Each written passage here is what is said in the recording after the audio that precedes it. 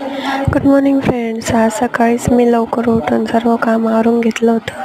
भांडे वगैरे घासले. त्यानंतर मला किचन साफ करायचं होतं. किचनच्या स्टाईल्स वगैरे साफ करून घेतल्या. आज पूर्ण काम होतं त्यामुळे खूप डोकं पण दुखत होतं. मग मी आज हे पूर्ण डब्बे वगैरे साफ करून घेतले होते. खूप सुंदर दिसत होते डब्बे साफ केल्यावर. त्यानंतर मी हे इडलीचं पीठ भिजवलेलं आहे. मी उद्या तुम्हाला उद्याच्या व्हिडिओमध्ये दाखवेन माझी इडली कशी होते.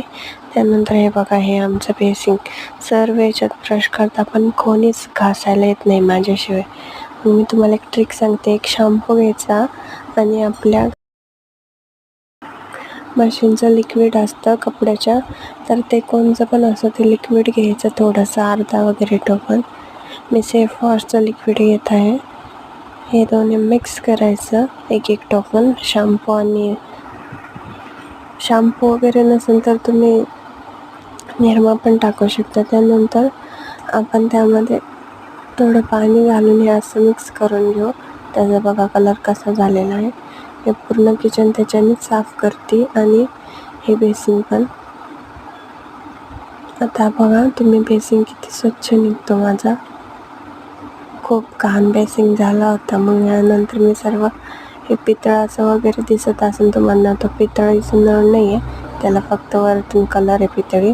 हे मी वगैरे बेसिंग असं स्वच्छ घासून घेतलं. यानंतर खूप चकचक दिसतं.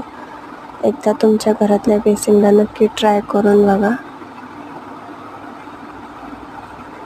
हा बघा, आता मी हा पूर्ण बेसिंग घासून घेतला आहे. हा बघा किती सुंदर आणि एकदम स्टायलिश बेसिंग दिसतंय, पाहू शकता. यानंतर मी कपडे टाकले मशीनला. खूप कपडे होते आज, पण पाहिलं तर लाईटच नव्हते. मग जाऊ दे, मी खाली आली दुकानात. थोडंसं दुकान आवरायचं होतं, आवरून घेतलं. मग पहिले आधी बसली. बाय.